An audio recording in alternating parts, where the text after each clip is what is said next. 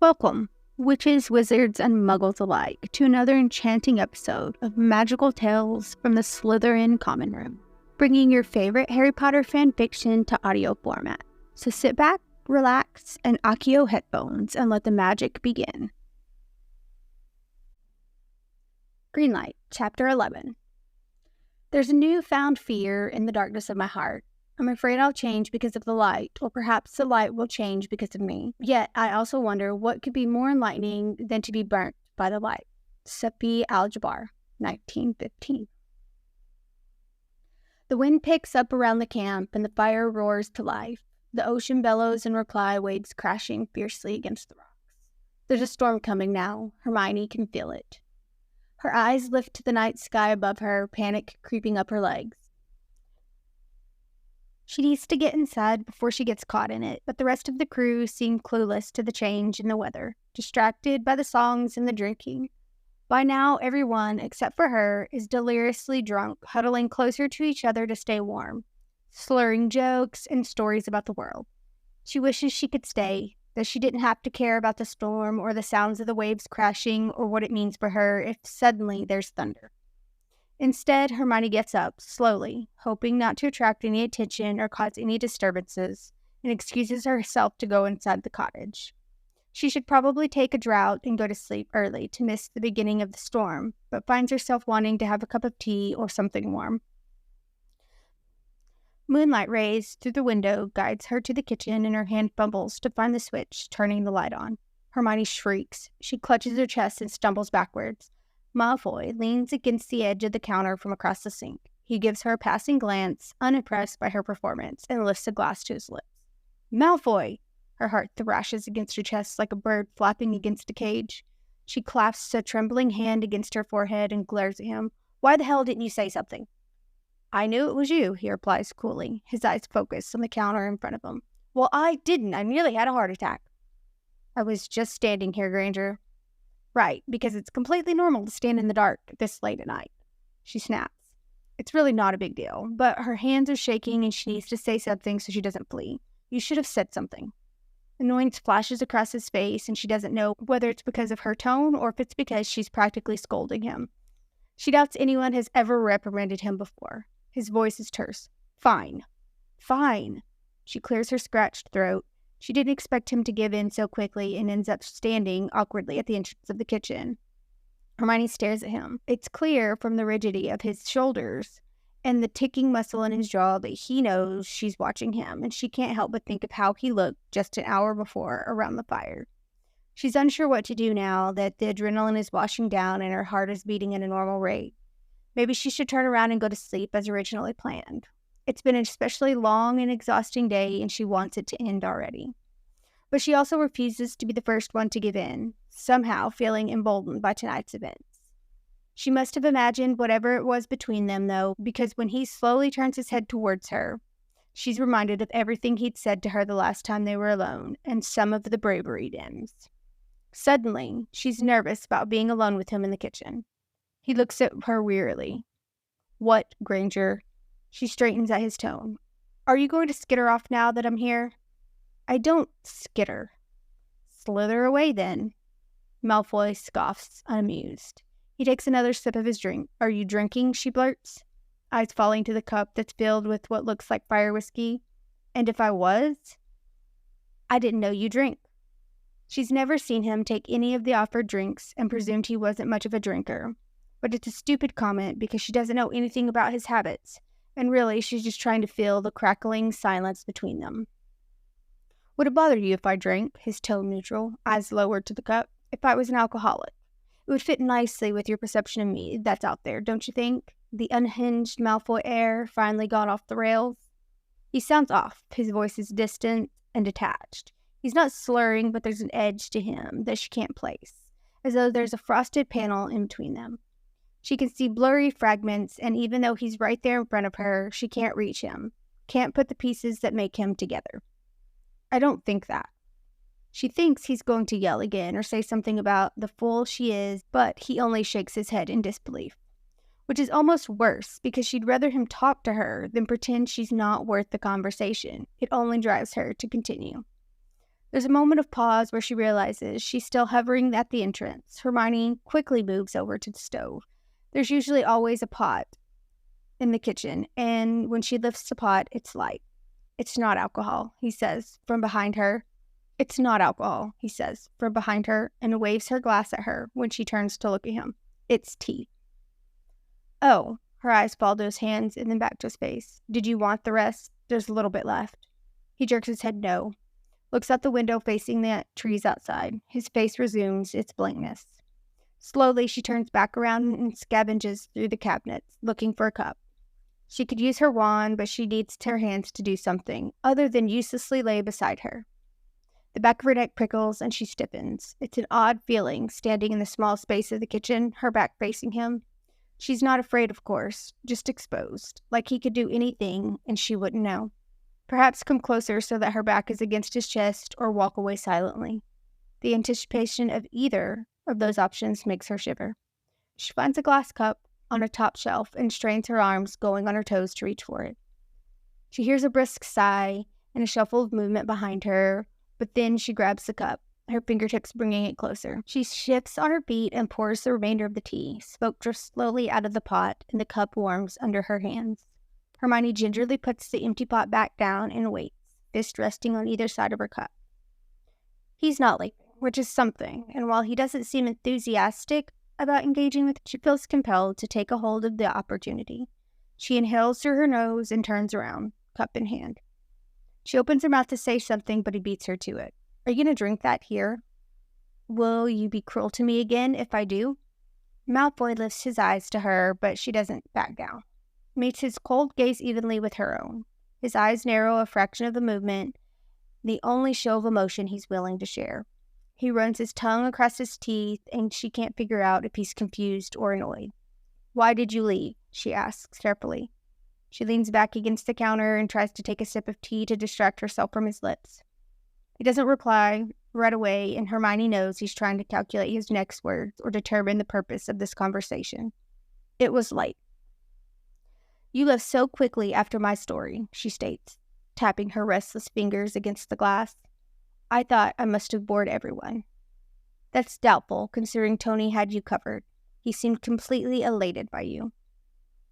It's such a throwaway comment that it wouldn't have mattered in any other conversation, but it makes her pause, because she hears it when he says Tony's name, a slip in his voice, the tone she thought he'd use against her tonight, scathing and contemptuous. It surprises her, since she's never seen him directly talk to Tony, and the only time she sees them interact with each other is whenever Hermione was around. "Don't, Malfoy," she warns lightly. "You can't hate him. He's not a bad guy.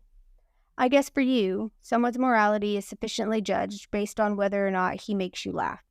She frowns. "That's not..." Her eyes fall to her glass. The steam from the tea curls around the rim of the cup and against her fingers. "I'm no one to judge someone's morals. He hasn't done anything wrong to me." Is it enough for someone to be bad or good if they haven't done anything directly wrong to you? His mask is fracturing just enough for her to see that he's starting to get upset. She wonders what she can say for it to shatter completely. "It's enough for me to know, depending on whether they atone for the mistakes they make," she lifts her chin, "or if they continue without doing so in a determined way to ensure the world sees them as a villain that they believe they still are." His mouth tightens. "In that case, I guess I can understand why you'd want to be around someone like Tony. By having no guilty conscience to repeat for, it's easier for others to tolerate you. There's a lot less difficulty in being chosen then, that's for sure." "I don't know him, Malfoy." Her eyes search for another crack in the stone-cold face. "I wouldn't purposely choose someone that I know nothing about." His throat bobs hard. "And what would it mean for you to choose someone?" The hesitancy in his voice makes her chest hurt. "I'm talking to you right now, aren't I?" "You don't know me either," he replies immediately. "I'd like to." The tea has turned cold in her hands as she rests the glass cup beside her on the counter. "I'd like to know you, Malfoy." He studies her cup, and she gets tempted to hold it again and bring it to her lips just so he'd look at her. "Why?" he breathes. "Because I see you all the time. It's only normal to want to know who you're working with and spending all of your days with." He nods absently. "So, it's circumstantial." "No, that's not what I meant." She sighs in agitation and abruptly pushes a curl away from her face. It's a strong enough movement to distract him from the cup, and his eyes snag at the curl she shoved behind her ear. She settles for an honest answer. I mean it. I'd like to know you because all I know are things about you that are most likely not even true. I want to know you, Malfoy, not because I have to. He doesn't say anything to that, and Hermione looks down at the ground and wonders why she hates all this space between them. She physically feels it crackle with tolerant electricity and simultaneously sucks the life out of her. It's just space, just a distance from one point to another. There was so much of it between them before and so little of it now, but she can't stand it, this distance, despite him being right there. She rakes her mind, trying to figure out what's so different about him right now. It's as though he's purposely made himself unreachable, so she doesn't know if he's listening to her or thinking about anything she said. But it's only when his eyes momentarily catch hers before falling away again that she figures out what she's missing. It's only an educated guess, but she's able to place the hollowness in him. You're oculating. He straightens immediately, eyes snapping away. His silence is a confirmation that she's right, and she can't help but be shocked. She's only read about the art of oculancy before, when she was first found out about Snape's lessons for Harry, and then again briefly during the war when she researched protective measures for the Order members. She'd always been fascinated with the sheer will and magical strength required for an ancient branch of magic, but never seemed to truly grasp the skill, despite her many attempts. Oculancy requires a significant ability to compartmentalize emotions, and while Hermione has the aptitude for other magical skills, prides herself on her stringency and discipline, emotions were always the one thing she never seemed to be able to master. It frustrated her to know that she couldn't just read the text as normal and learn how to do it. She'd given up when she realized she'd get nowhere with her practice without an actual occlument to train with. Having lost the two she did know, Snape and Dumbledore, she didn't think she'd ever witness it again. She's sure she hasn't seen him occulate like this before on the trip, which would mean that something happened tonight that triggered him to pull up his walls. Later, she'll go over the fact, in awe and envy, that Malfoy was skilled in one area that she tried and failed. Now she's simply shocked that he was oculating against her. I can't believe you're oculating. How are you? She can't remove the hurt from her voice. Why are you oculating, Malfoy? Why does it matter so much to you? I asked you first, she shoots back. But of course he doesn't reply. She wants to shake him upside down and rattle all the words out of him. I'd prefer you without a mask, Malfoy. And I know that might be asking a lot of you because, as you've repeatedly mentioned, I don't know you, but you also don't need to insult me by oculating when I talk to you, as if I wouldn't eventually figure it out. She can't look at him, so she turns back around to dump the cold d'état in the sink and starts to wash the cup aggressively. I guess it's too much to ask for you to tolerate my presence without completely shutting yourself off. He exhales impatiently through his nose. Granger. She puts the cup back in the cabinet, closes it a little harder than she needs to, and whirls around to face him. A wave of water pours over her. The guarded look is temporarily off, and she's taken aback by the openness in his face from before, that whatever it was she was going to snap at him vanishes. His brows arch questioningly when she doesn't say anything, and it's a jolt to her bones to see the clarity in his eyes, the gray stark against the black. She finds herself wavering as they pierce into her own. It leaves her staggering, grasping for her magical pillar to center herself. She tugs at the sleeve of her shirt, stretching it over her hands. You don't need to do that with me, you know. She licks her dry lips, and his eyes dip down to them. Heat blooms in her chest, finding roots and vines. Do what? Cover your emotions. Pretend not to care. He looks back out the window, and emptiness replaces the warmth. He'll look anywhere but at her. I'm not pretending. So I'm to believe that you truly don't feel anything, she scoffs, unconvinced. Why would you even feel the need to oculate if you didn't feel something? He sets his jaw. It makes you weep. What, feeling things like a normal person? Talking to me like a normal person? Emotions make you weak, he repeats. How can something that is naturally ingrained into our bodies and minds be a weakness? It's simplistic and naive to think that as we are right now, we're naturally evolved to the maximum to have all strengths ingrained. It's part of evolution to recognize the weaknesses and adapt accordingly. Well, I disagree. Of course you do. She glances at him pointedly. Because emotions have, from early civilizations, been the one thing that has allowed humans, I'm not human. But magic is still part of evolution, wouldn't you agree? What determined whether you got magic was just one single trait that evolved because it was beneficial to you, a survival tool. Either way, emotions allow us to respond appropriately to our environment and each other. It's hard to disagree with something that has held through the test of time. I believe it requires a certain level of strength to open up and let yourself feel the uncomfortable and the ugly. Magic is something I can use, something I can feel and see it be useful. It is a strength when you're manipulated by something that's not even tangible, weakening yourself by something that doesn't even have a substantial enough payoff. Manipulated, she echoes incredulously.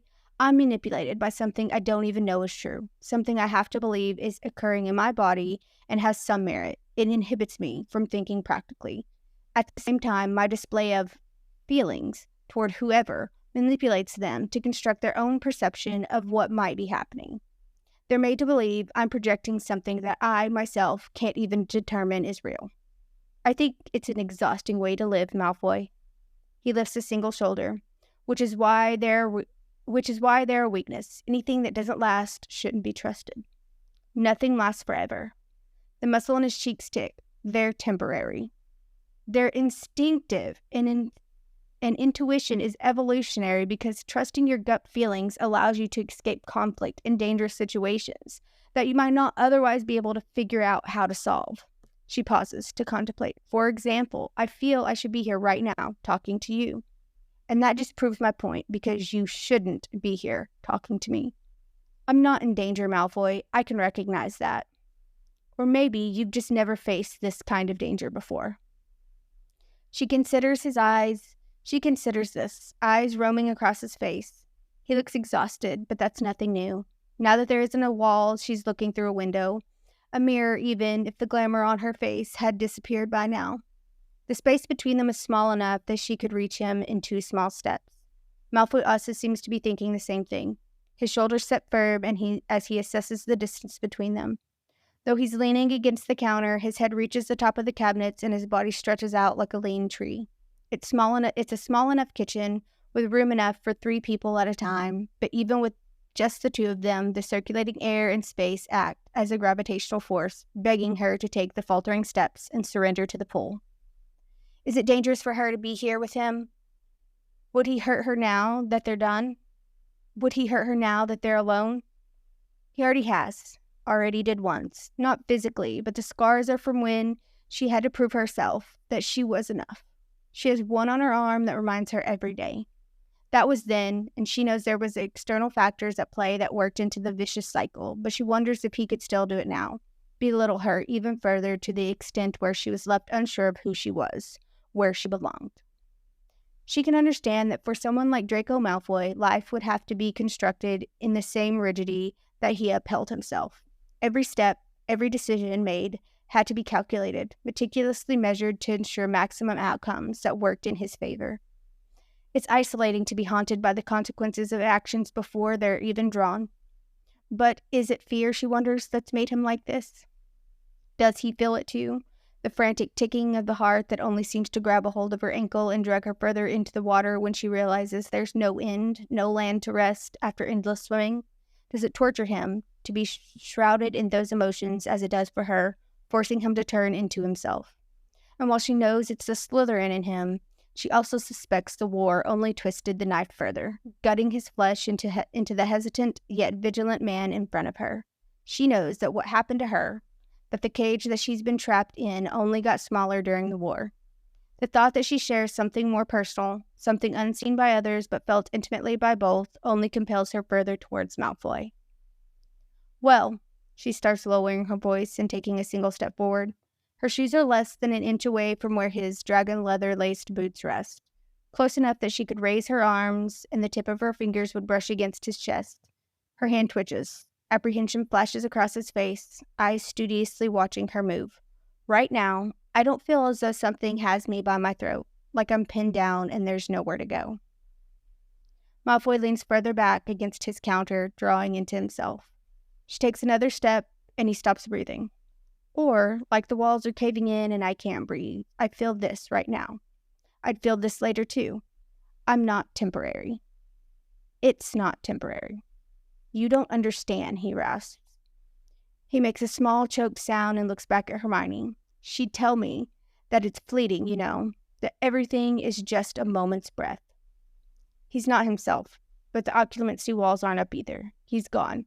Somewhere in his mind, imprisoned by memories she doesn't understand or even has the right to hear. She'd tell me that about the pain he gave, or during one of Bella's lessons when she'd see me after, she'd tell me to hold on to myself when I was alone.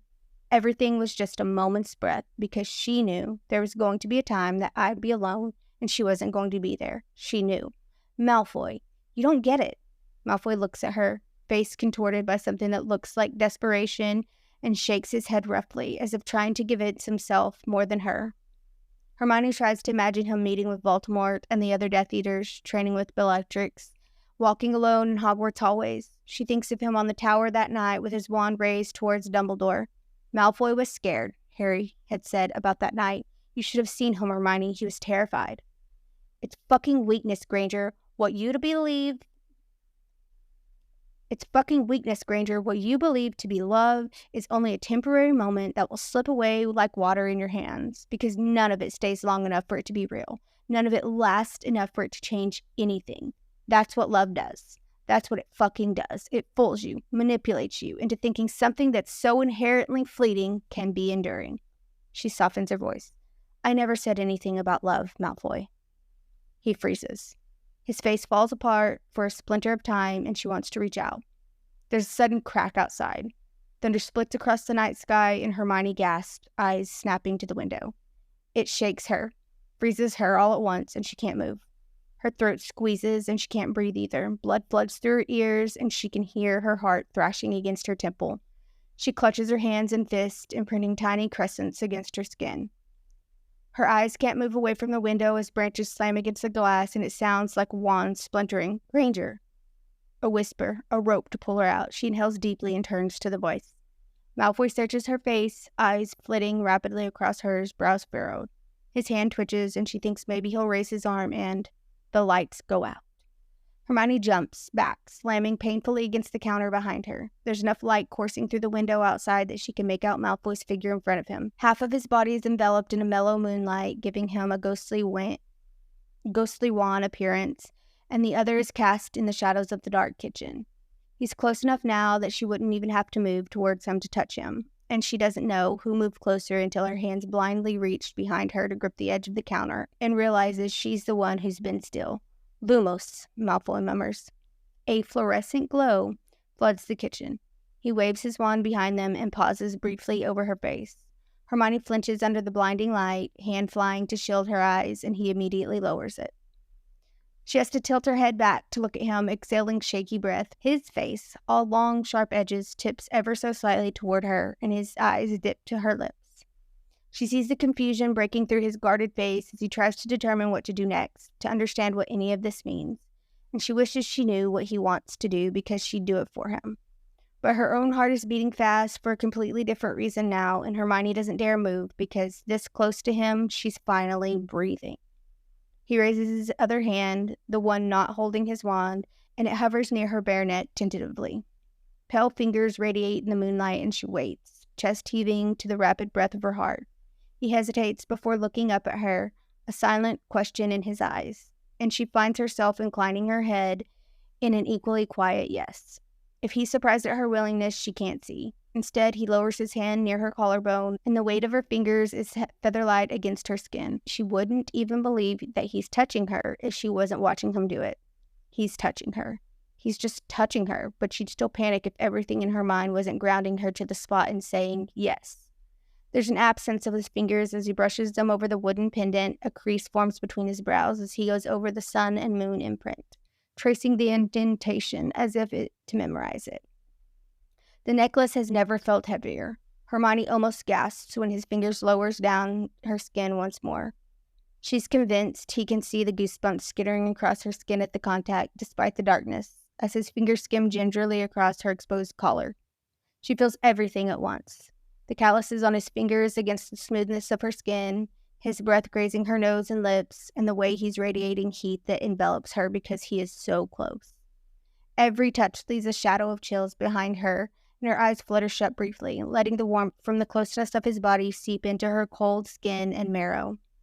Drums thunder in her ear, and he has to hear how loud her heart is, she thinks, because she's going insane by the sound. Or maybe it's his heart she's hearing, because when she lifts her eyes to his face, she knows he's struggling to hold on to. His shoulders tremble ever so slightly, as if his body is trying to restrain himself from giving in, and she wants to place her palms to steady them. Head angled down toward her, his eyes intently follow the path of his fingers over his skin. She watches him just as carefully, trying to figure out what he's thinking. She needs to know how he can be so cruel and harsh at one point, but so gentle at another. How he's so able to touch her as though she's made of glass and will shatter if he breathes too hard and says he wants nothing to do with her. Maybe he's not even thinking. She can see on his face, the tension in his jaw, the slight part of his lips, that he's lost to what's happening except for how his fingers move across her skin. She remembers vaguely there's a storm outside. There's a storm, and the wind is screaming as the trees slam into the window, and she doesn't care because his fingers dip delicately into the middle crevice of her neck, stopping there for just a second, before wrapping around the base of her throat. She swallows hard, and the movement of her throat pushes against the light pressure of his palm, and he's not holding her tightly, nor does it hurt, and she finds herself leaning into his hands to convince herself that he's there at all. Anything could happen now, she thinks. She'd let it. He could say anything, and she'd believe him. And now, he asks, voice low and strained. It rumbles from somewhere deep in his throat, and she feels it reverberate from the tip of his fingers down to her own. She blinks to process what he's saying through the haze. What? How do you feel about me now, Granger? His gaze snaps from where his hand is wrapped around her throat and clashes with her eyes. Gray dissolves into black, and it takes her by surprise to see that there's something there that she can't pinpoint. That looking at her makes him like this. The question is a challenge for Hermione to acknowledge who he is.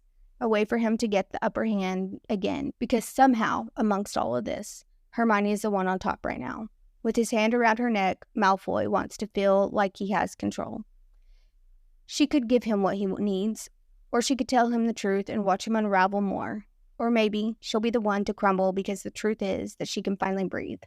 She wants to tell him he makes it easy for her to breathe even when she thinks there's no oxygen in the air. When he's the one to suck all the air from her lungs. Your eyes change, Hermione says instead. Did you know that? His hand falls to his side and she feels the absence right away. The coolness is gone, leaving her body weighed down by the claustrophobic heat in the kitchen. She looks at his fingers clutched in a tight fist at his side and flushes deeply when she wants some back on her skin. When you're not doing anything, or you're writing in your stupid journal, or you're talking to someone else, they're gray, distant, but they're still just normal gray.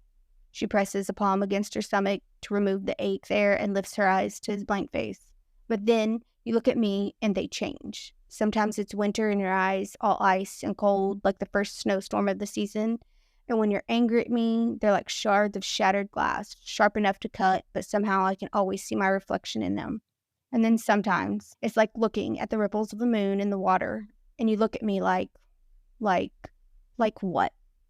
He looks as though he's at the edge of a cliff waiting for her to say it out loud for him so that he can tip over and fall. Like something more, but what was more? And how could there be anything more than how it was like this between them now? She frowns and shakes her head because she's reached the maximum courage she can muster when it comes to Malfoy. Her cheeks heat when what she's just said sinks in. Pretty words that mean nothing to him. I don't know. He stares at her for a moment and then exhales loudly. He runs a hand through his hair, turns around to grip the counter behind him, and then whirls back around to face her.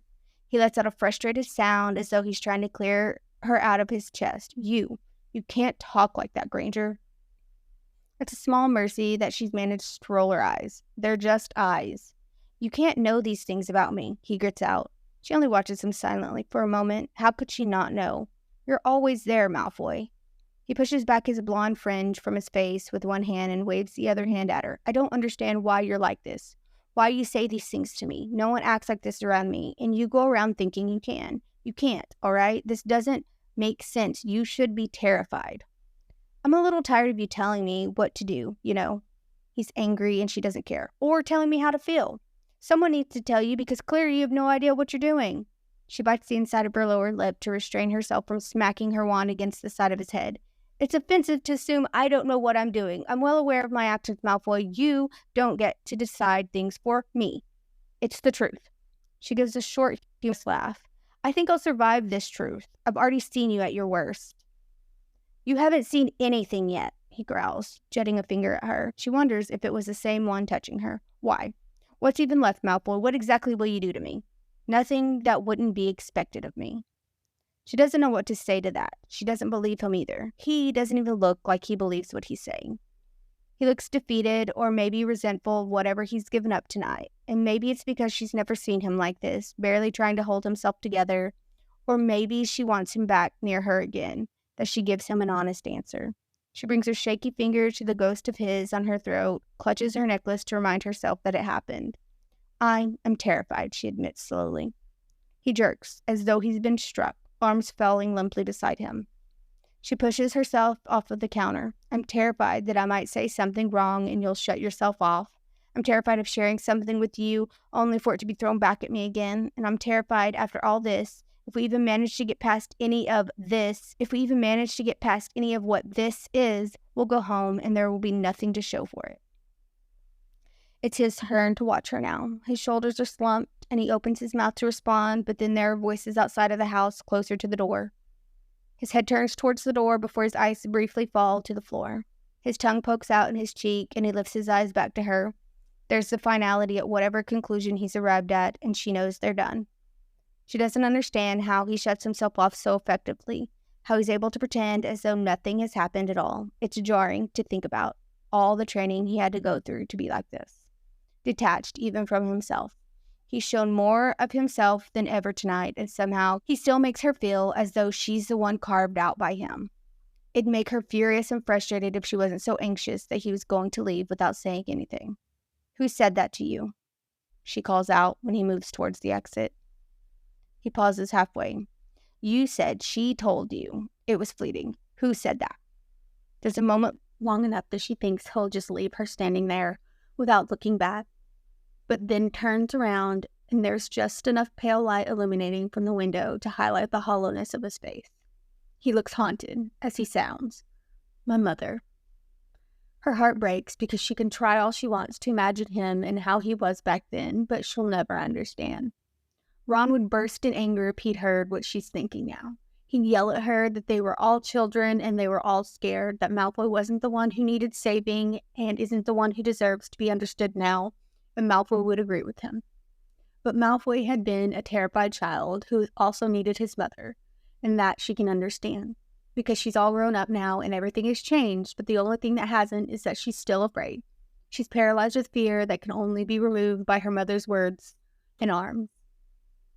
She wants to also touch him and let him know that he's not alone because she gets this one thing. Instead, she clasps her hands together behind her. I don't think she meant for you to treat fleeting emotions as weaknesses. His tone is vicious. You don't know any. I know. It was love for you that protected Harry that night. She breathes, words rushing together, desperate to make him hear and understand. She's really pushing it by bringing this up. It's sensitive and not her place, but the whole night has left her reeling, grasping loose threads to make sense of what's happened. That she feels it's necessary to let him know what she thinks, even if it's the last thing they're going to say to each other, especially if tomorrow he's going to go back and pretend she doesn't exist. How can a love that powerful be reduced to a weakness? That kind of love isn't a moment's breath. She died, Malfoy says. There's no emotion in his words or across his face, just a stark void where he stands. She died, and it's all gone. The front door opens, laughter barging into the silence. The kitchen lights flash on. She watches him disappear up the stairs, her body numb where she stands. Narcissa Malfoy died that night, when she chose to proclaim Harry dead and lied to save her son. While most of that moment has been locked away as a hidden memory that she's forced into non-existent, Hermione remembers now. The look of fury that flew across Voldemort's face when Harry stumbled out of Hagrid's arms, alive and armed. It was the love of a son that took another mother's life, because the first killer curse cast by Voldemort then was not against Harry, but towards Narcissa. Voldemort hadn't even looked at her when he raised his wand, a swift, merciless end before he cast the next spell at Harry. Most of the battle was one blurry memory for Hermione, an amalgamation of raw screams and hot howls as she tried to forget. She won't survive if she doesn't forget. But there was one scream she heard then, a harrowing cry that split the ghastly air with its broken pain and brought shivers to spill across Hermione's body. She'd forgotten it, like she had forgotten so much of the death that night. Everything had moved so quickly after the singular sound. Wands raised, Harry charging toward Voldemort, determined and purposeful, and Hermione fighting off everyone around him just so Harry had that last chance, that she'd forgotten who was behind her. But she remembers it now, and she doesn't think she'll ever forget again. It was Malfoy, who had roared into the earth's sunken ground when Voldemort had cast that curse. Malfoy, who had lurched toward his mother, sobbing as he fell to his knees, his distraught and too thin body curved over the corpse of his mother. Hermione hadn't even given him a passing glance when she ran off after Harry. He'd been nothing, the last thing on her mind. She hadn't cared. Lucius Malfoy had been injured, missing, and unaware of his wife's demise. It was through Luna, the only one to approach him from the students and professors, that Hermione would later find out what happened. Luna called his name, not daring to touch him, but simply crouching down beside him. But Malfoy hadn't moved at all from where he lay on the ground, clutching his mother's pale head in a vice grip. He was there when Voldemort fell, and he was there when the Aurors came to handle the last dregs of the Death Eaters, unmoving, unspeakable. Her mother was right, because Hermione did have love. In the light, there was love, and she realizes in the darkness, Malfoy had love too.